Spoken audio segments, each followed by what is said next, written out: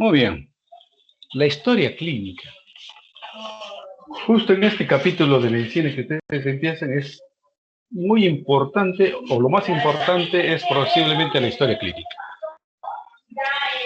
Hacer la historia clínica no es tan sencillo como parece, pero tampoco es tan complicado como parece. Simplemente es una cuestión de entrenamiento para poder hacerlo bien. Una historia clínica debe ser lo más legible posible en el sentido de que si yo lo leo, una historia hecha por otro colega, yo pues no me puedo perder yo, pues. Yo debo entender lo que él ha hecho, o lo que en la historia él ha puesto. Me dejo entender. ¿Ya? Entonces la historia clínica debe ser bien redactada, ese es el asunto. Entonces vamos comenzando por definir qué cosa es una historia clínica. La historia clínica es un documento médico legal que surge ¿de qué? Surge del contacto entre un paciente y el médico, pues, o el profesional de salud. ¿Ya? Ese documento es la historia clínica. En ella, ¿qué cosa consta? Es la narración escrita y ordenada. ¿Quién lo escribe? Nosotros, pues. Y ordenada de todos los datos que el paciente nos ha referido. ¿Ya? ¿Y para qué nos sirven esos datos que nosotros los anotamos? Para que todo ello, pues, nos brinde un juicio. ¿No? Un juicio de la enfermedad posible que el paciente tenga, ¿no? Antiguamente se decía que el arte de ver, escuchar y comprender y describir la enfermedad se consignaba en la historia clínica. Eso eran los antiguos, los semiólogos antiguos, pero no está exenta de validez ahora mismo, ¿no? Ya, incluso, en otras palabras, una historia clínica que nos permite, ya que surge de la relación entre el médico y el paciente, conocer a ese paciente. Entonces, ¿cómo uno puede tratar a un paciente si uno no conoce? Entonces, la historia clínica nos permite conocer al paciente. ¿Ya? Seguimos. Es un documento médico, ¿por qué? Porque ya hemos dicho que recoge toda la información relevante de la salud de un paciente. Esta recopilación de los datos de la salud del paciente puede hacerse, pues, ¿dónde? En un hospital, ¿no? En un consultorio, etcétera, etcétera, etcétera, ¿no? Ya. Y que da, pues, un sentido a que esta relación médico-paciente, pues, se produzca de manera continuada, ¿no? Esa es la historia clínica, desde el punto de vista médico. Cada vez que yo voy a ver a un paciente, pues me tiene que traer la historia clínica, pues, si no, ¿cómo yo me informo de lo que tiene, de lo que no tiene, de los antecedentes, de los no antecedentes, de los exámenes o no, de los procedimientos que se han hecho, de todo, está en la historia clínica. Y ahí yo me entero. Entonces, ahí conozco al paciente. Y es legal, ¿por qué? Porque toda la información que consta o que contiene la historia clínica es, pues, confidencial, cuyo acceso, según las leyes y el código deontológico, está, pues, prohibido. Así nomás nadie puede acceder a la historia.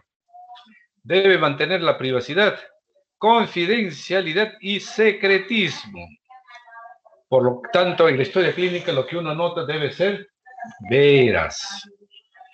Derecho a que quede constancia escrita de cualquier proceso médico identificado con número único y personal.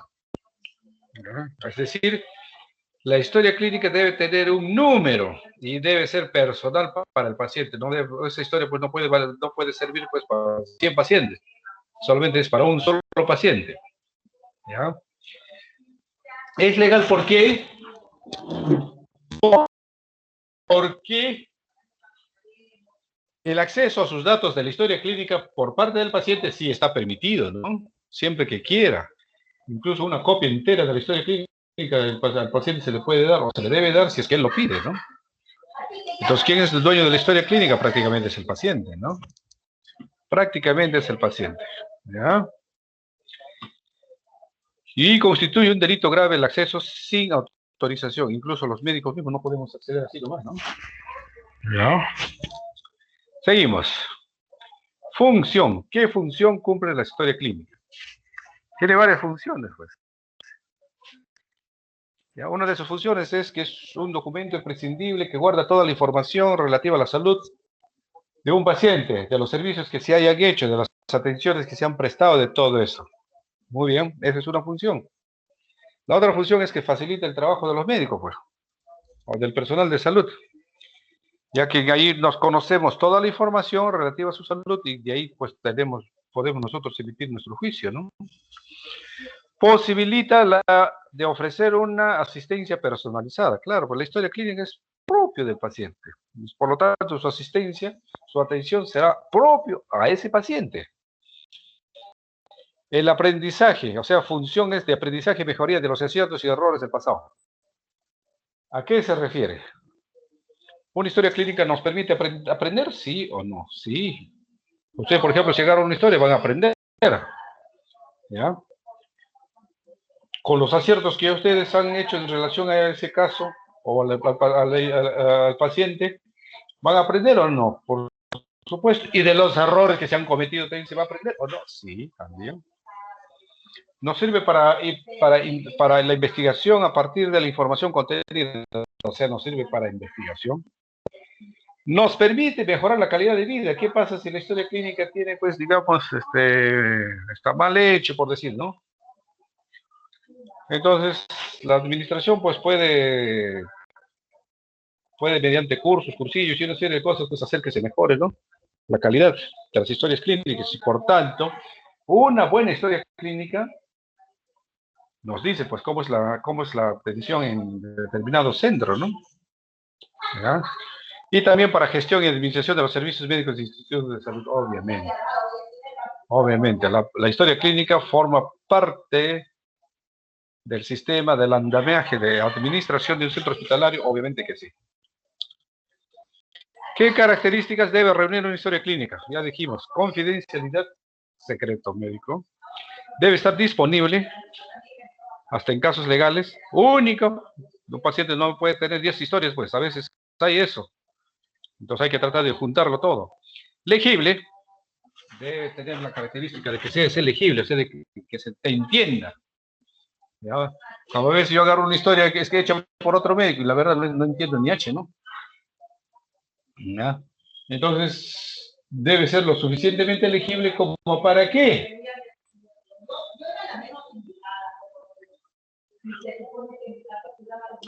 Para que otros colegas puedan entender, pues. Si yo escribo mis indicaciones y después otro colega agarra la historia y no entiende las indicaciones, pues puede incluso cometer errores, ¿no? O puede dar por lugares de errores. Debe ser veraz. ¿Ya? La historia clínica no debe mentir, pues. Porque si uno miente en la historia clínica, según el Código Penal, pues es un delito de falsedad documental. Uno puede ir a la cárcel. A veces hay pacientes que nos dicen, ¿no? Que mintamos, ¿no? Pues no, pues el médico no puede mentir. Coetaneidad de registros, o sea, simultánea y coetánea con la asistencia prestada. Quiere decir que la historia tiene que tener lógica, en otras palabras. Si viene por dolor de cabeza, pues no le van a pedir un ecocardiograma, pues a eso se refiere, ¿no? Debe ser coetáneo, debe ser con, o sea, los registros que tiene debe estar, digamos, de acuerdo con el cuadro clínico del paciente, con la asistencia del paciente, ¿ya? Completa, debe contener pues todos los datos que se puedan, ¿no? Los datos suficientes, ¿ya? No se puede estar, datos insuficientes. Por ejemplo, dice, Holter no está, no, pues. Debe estar ahí, debería de estar en la historia. Dijeron que en 5 días ya estaba en la historia y no está. Ah, entonces hay un proceso, pues. Hay un problema de gestión ahí. Y la historia clínica debe tener la otra característica que es muy importante, es que debe tener un registro de identificación, ¿no? Del profesional que ha hecho la historia. Con su firma, con su sello, ¿no?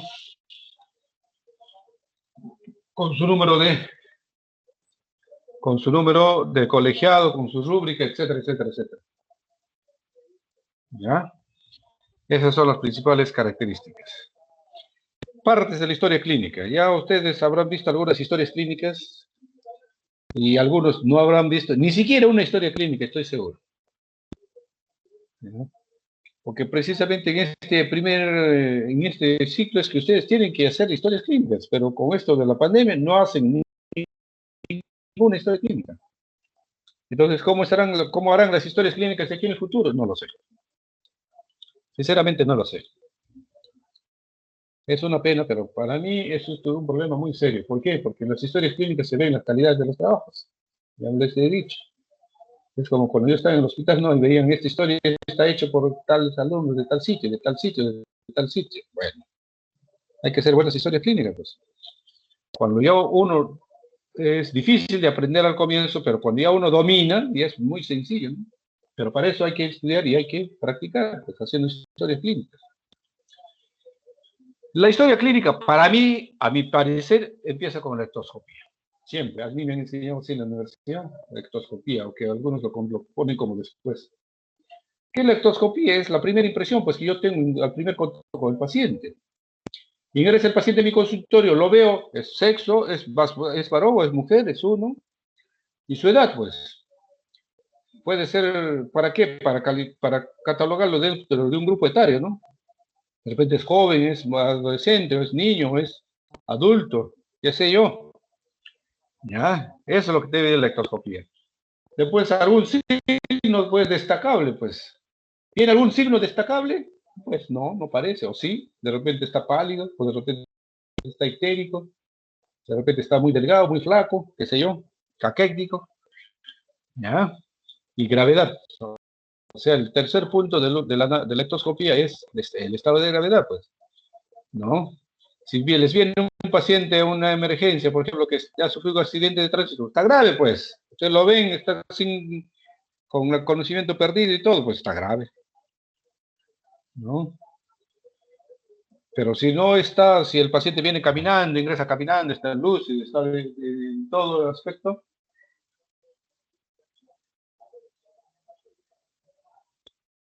¿ya?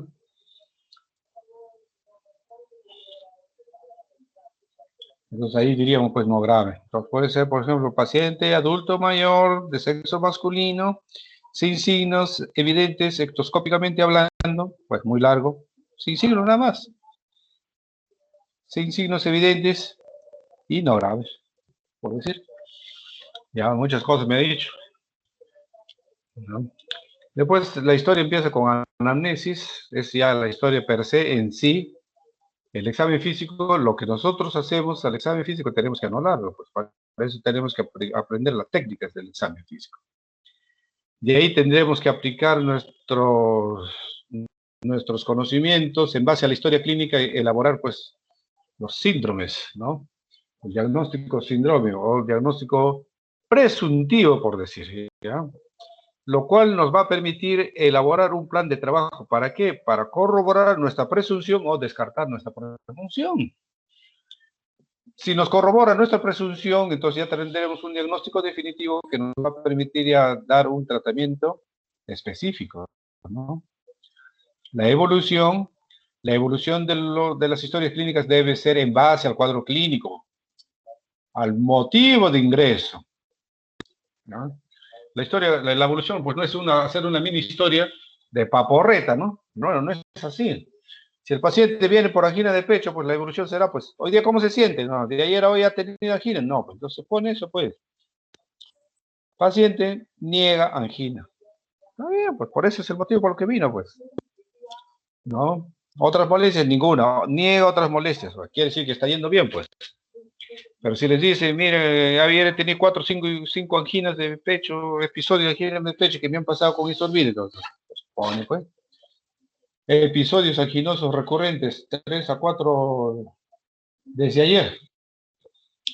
Entonces ya nos denota que la evolución no es favorable, entonces hay que actuar cuanto antes con este paciente que tiene una evolución desfavorable. ¿Ya? Los formatos especiales se refieren a los, a los permisos, se refiere a los consentimientos informados, se refiere, bueno, pues a toda la documentación, ¿no? En realidad, ¿ya? Y la epicrisis, cuando el paciente sale de alta, se hace pues un resumen de la historia, ¿no? De por qué el paciente vino, se hizo el paciente y cómo está saliendo, con qué diagnóstico está saliendo y con qué tratamiento está siendo dado de alta. Eso se llama la epicris. La anamnesis puede ser directa o indirecta. Directa es cuando los datos que obtenemos parten del propio paciente. E indirecta, cuando los datos que obtenemos parten de otra fuente que no sea el mismo paciente. Puede ser un compañero, puede ser el esposo, puede ser de repente un testigo, qué sé yo. ¿Ya?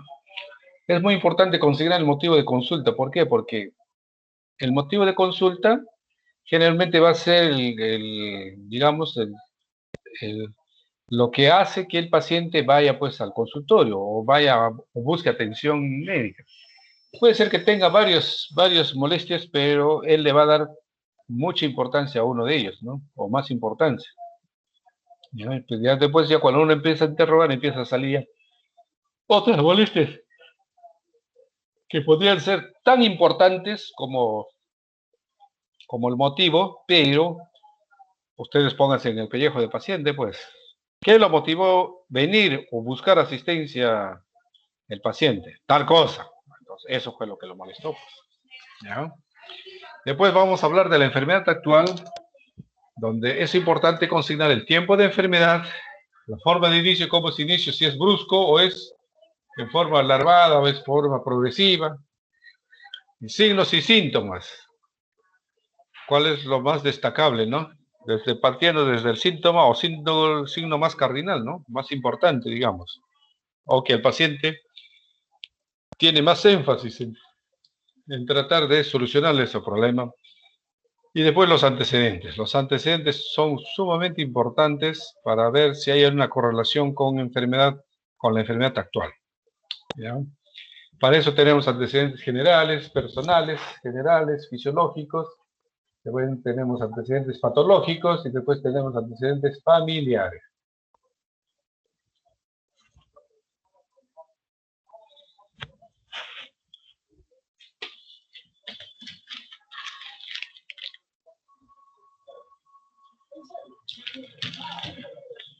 Muy bien. En la anamnesis están primero se ponen los datos de filiación e identificación, nombre y apellido. ¿Por qué es importante consignar el nombre y apellido del paciente? Personaliza uno al paciente. Uno no va a decir, pues el paciente, sí, el siguiente paciente. ¿Cómo es eso? Ustedes dicen, el paciente Inostroza, o el paciente tal, o tal persona, ustedes están personalizando al paciente. ¿Ya? La edad, ya les dije, es muy importante porque nos permite catalogar ya en un grupo etario, ¿no? De repente es adulto mayor, entonces ya yo más o menos me empiezo, ya desde ese momento empieza en mi chip, o sea, en mi cerebro, empiezo a pensar que podría tener este hombre que tiene ya es adulto mayor, por ejemplo. Sexo, hay pues patologías que están relacionadas al sexo, ¿no? Sobre todo son propios de cada sexo, puede pasar.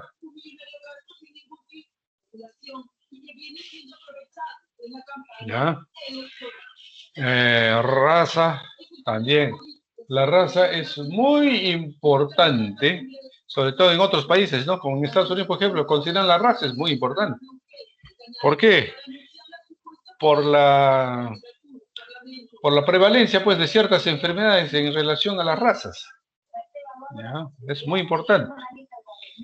Sobre todo en algunos estados de Estados Unidos, por ejemplo, que donde tienen, pues, una población muy, muy variada, entonces la consignación de la raza es demasiado importante.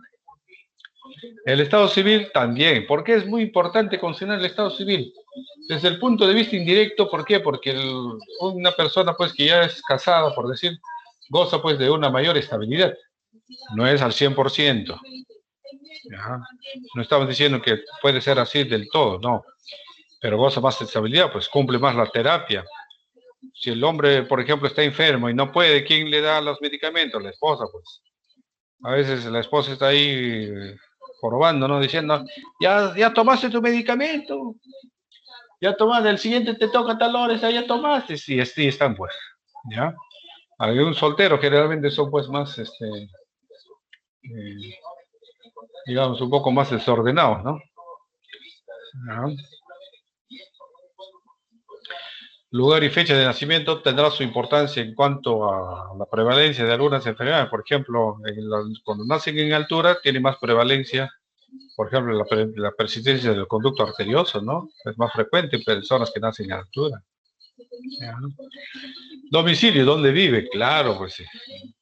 No es lo mismo, pues, una persona que vive en la planicie que una persona que vive, pues, ¿qué te digo? Pues, en San Juan de Lurigancho, ahí por los cerros del fondo. No es lo mismo, porque cada lugar tendrá, pues, cierta prevalencia en relación a las enfermedades, ¿no? ¿No? Eso es por eso importante. O sea, eso se refiere a domicilio y lugar de procedencia. O procede de otra ciudad, de otro lugar, ¿no? Por ejemplo, si procede de Iquitos. Ustedes saben que Iquitos tiene cierta prevalencia de algunas patologías, ¿no? O Arequipa también tiene otro tipo de prevalencia de ciertas patologías. El grado de instrucción es muy importante. ¿Por qué? Porque eso les pone a ustedes, a los médicos, ¿no? Establecer la relación, digamos, a su nivel. Si el paciente es un profesional, pues ustedes tienen que hablar a ese nivel, pues. Pero si el paciente es pues completamente analfabeto, por decir, no sabe leer ni escribir, tiene que ponerse pues a ese nivel, para que le puedan entender su cuadro clínico por el que viene. La ocupación es muy importante, por supuesto que sí. Sobre todo por la prevalencia de algunas enfermedades que están relacionadas a la ocupación, ¿no? Claro. Religión. Bueno, como les digo, la religión es muy importante en otros países más que en el nuestro. En el nuestro, acá en el Perú, tal vez la religión, la única religión que pone un poco de peros o tiene o ocasiona cierta dificultad son los testigos, ¿no?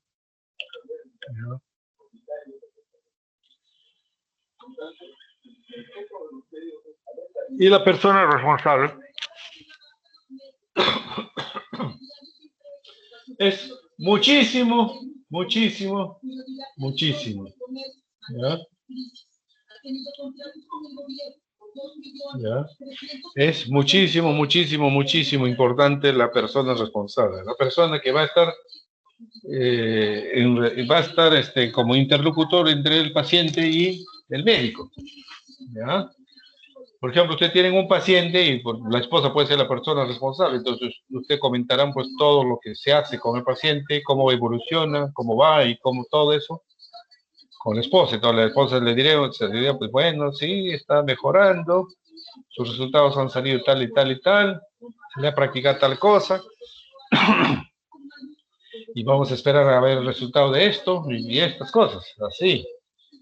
Entonces, ustedes tienen que tener un interlocutor, porque si después va a venir la mamá y les va a preguntar, ¿cómo está mi hijo?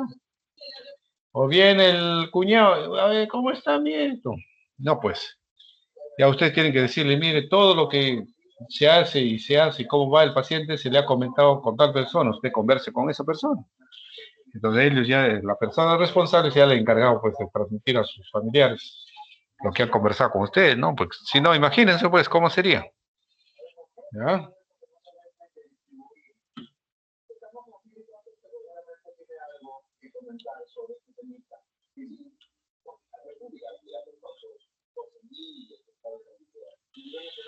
En la anamnesis, siguiendo con la anamnesis, el motivo de consulta, causa o motivo de consulta, ¿por qué viene? ¿Cuál es el motivo por lo que viene? ¿Qué es lo que lo molesta? ¿O por qué viene? ¿Cuál es la...?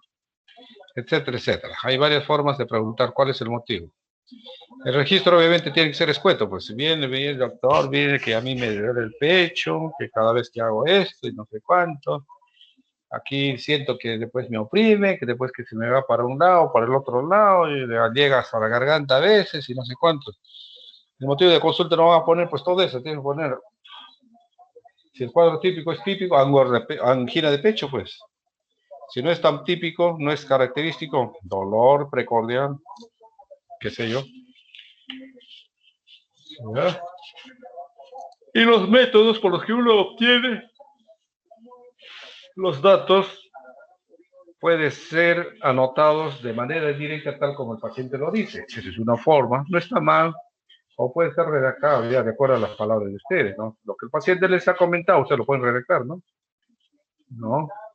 Lo pueden redactar, o sea, hacer como un cuento, mejor dicho, pues, de acuerdo a lo que el paciente les ha dicho. ¿Ya? En cuanto a la enfermedad actual, es el núcleo del interrogatorio, es el núcleo de la relación médico-paciente, es el núcleo de la actividad, ¿ya?, asistencial. ¿Cuál es la enfermedad actual? ¿Ya? Entonces tenemos que anotar el tiempo de enfermedad, ¿no? Para ver qué cosa, para ver sobre todo el tiempo. Entonces, según eso, nosotros podremos catalogar, ya esto ya tiene tiempo ya, entonces ya es un problema más crónico. O de repente es reciente, pues entonces es un cuadro clínico más agudo o agudo, ¿no? Forma de inicio, puede ser insidioso, o sea, de a poquitos, o puede ser brusco. Brusco, por ejemplo, un infarto, ¿no? Está el hombre tranquilo, sin ninguna molestia ni nada, de repente de un momento a otro, ¡pum!, dolor de pecho, que se va aumentando, incrementándose hasta que ya no puede ni aguantar y todo, y se desmaya, por decir. Eso es brusco, pues. Y los signos y síntomas. Hay que anotar los signos y síntomas, como ya les mencioné, de acuerdo al grado de importancia.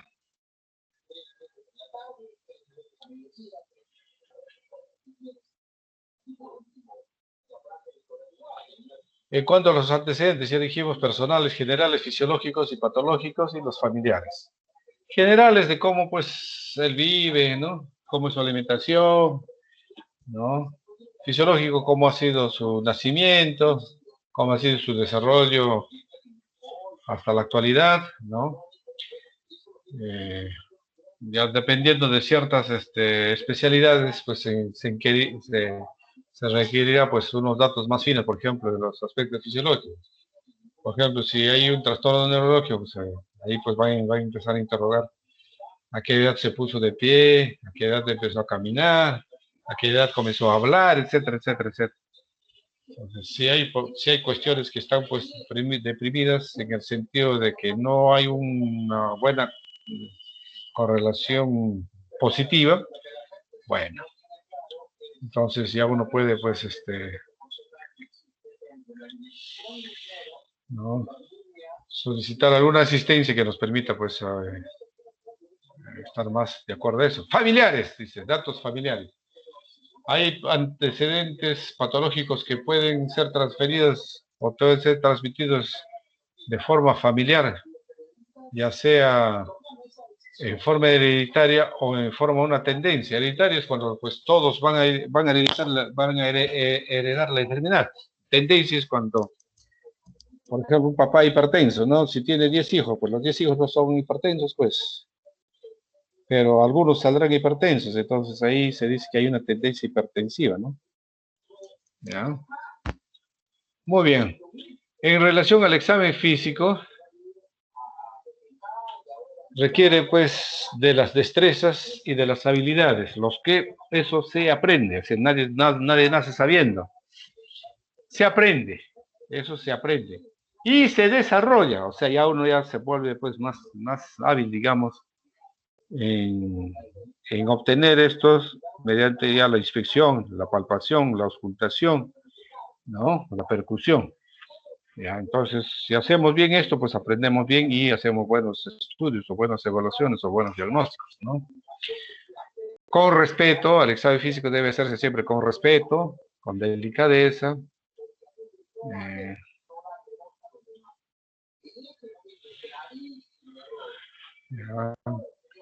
En forma aislada debería hacerse el examen, ¿no? Y siempre uno debe tener pues una persona técnica asistente, ¿no?, en el momento en que uno examina, ¿no? Porque hay pacientes que lo pueden tomar a mano algún examen, ¿no? Entonces, si hay una persona que está ahí, entonces eso pues conlleva que a que en este aspecto, pues, no despierte, pues, digamos, suspicacias, ¿no? ¿Ya? Las técnicas para un examen físico, pues, son las clásicas, ¿no? Inspección, palpación, percusión y auscultación. ¿Ya? Y la ubicación desde donde uno debe examinar al paciente desde la derecha del paciente.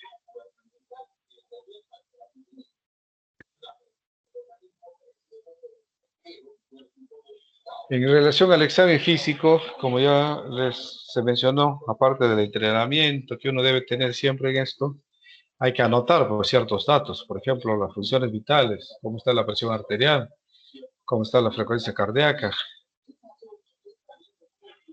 ¿no? Etcétera, etcétera, etcétera. Empezamos nuestra historia clínica con un examen bastante general. Ver el aspecto, cómo está, si está, de repente está muy gordo, pícnico, si está muy delgado, caquético, etcétera. ¿No? Entonces, en el aspecto general, viene eso, pues, del estado de nutrición, viene el estado de hidratación, de lucidez y orientación, las piel y faneras, o sea, en un examen, pues, digamos, las lesiones que pudiera haber y anotarlas. Del tejido celular subcutáneo, básicamente, la estimación se hace a manera de peñisco, ¿no?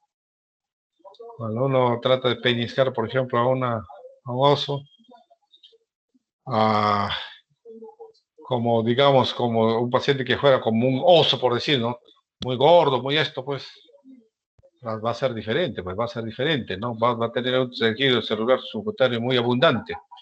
Y si una persona es muy delgado, muy flaco, ¿no? Como una jirafa, entonces el tejido celular subcutáneo puede ser muy venido a menos. No existe, casi no hay. Después tenemos el sistema linfático.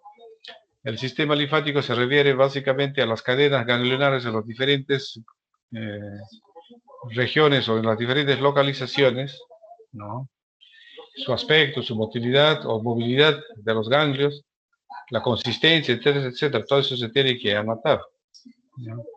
Y terminamos el aspecto o el examen general con una anotación del aparato locomotor, ver cómo está el aspecto de las articulaciones, por ejemplo, ¿no?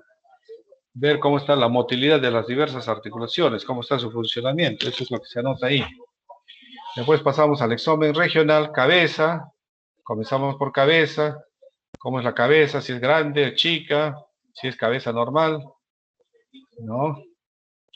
Después cuello, tórax y pulmones, cardiovascular, abdomen, sistema genitourinario y el sistema nervioso. En la cabeza pues tiene que anotar también pues las orejas, dónde está implantado, cómo es la nariz es tal cosa, entonces es un tremendo historión. Cuello, el cuello sobre todo es importante en nuestro capítulo porque podemos palpar frémitos que son producto de los soplos y de forma irradiada hacia el cuello, obviamente. También podemos palpar la carótida, ¿no? ¿Cómo es el pulso carotídeo? ¿Cómo está el pulso carotídeo, no? Si está aumentado, está disminuido, filiforme, de repente Seller, de repente Stardust Parus, qué sé yo, pero eso más lo hacemos en el pulso radial, ¿no? Pero ahí podemos estimar al menos la amplitud, ¿no? En el cuello. La presencia o no de soplos también podemos auscultar. Y también a nivel del cuello, no se olviden, tenemos que examinar la presión venosa central. Cómo están las venas. Cómo están las venas. Tórax y pulmones.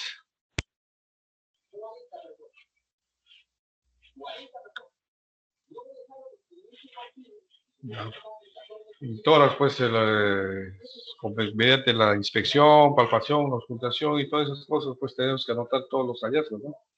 Primero, desde el punto de vista de los aspectos, ¿no? Aspecto del tórax. Los pulmones, pues, finalizamos con auscultar los pulmones, ¿no? Y el aparato cardiovascular también tiene su secuencia, ¿no? Su secuencia, eso lo vamos a hacer en la clase de examen físico, ¿ya? Después abdomen, aparato genitourinario y sistema nervioso. Muy bien, ese es a grandes rasgos lo que es una historia clínica y las partes que debe tener una historia clínica. qué características debe tener y qué funciones debe cumplir. Eso es muy importante que ustedes tengan en mente. La historia clínica es base, es fundamento de nuestro trabajo. ¿Ah? Si alguien va a ser neurólogo, tiene que haber una historia enfocada más desde el punto de vista neurológico, pero eso es una historia clínica. Si vas a ser ginecólogo, igualmente, ¿no? También habrá una historia clínica, general, obviamente, pero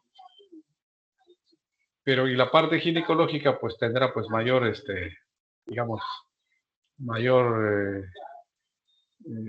mayor ascendencia, pues, los datos que uno puede obtener, ¿no? Entonces, habrá, pues, una historia obstétrica, por ejemplo, ¿no? O una historia gineco-obstétrica, que sigue siendo parte de la historia, solo que ya con mayor detalle, ¿no? Con mayor detalle. Muy bien, chicos, ¿alguna pregunta?